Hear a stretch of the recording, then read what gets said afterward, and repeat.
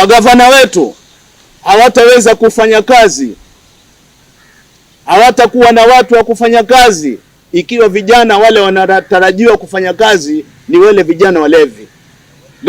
Magavana wetu hawataweza kufanya kazi ikiwa wale wanaotarajiwa kufanya kazi ni wale watu ambao ni wagonjwa.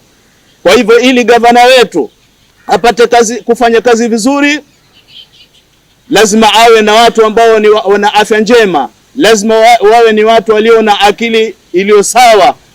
Sisi sote tunaunga mkono gavana wetu Mng'aro na gavana Abdulsamad wa Mombasa ya kwamba apige marufuku mgokaa. Wenzetu wote wa dini ya Kiislamu na dini ya Kikristo katika kaunti nzima tumeshikana na viongozi wote wa dini na tumeamua mgokaa sisi hatuutaki Kilifi.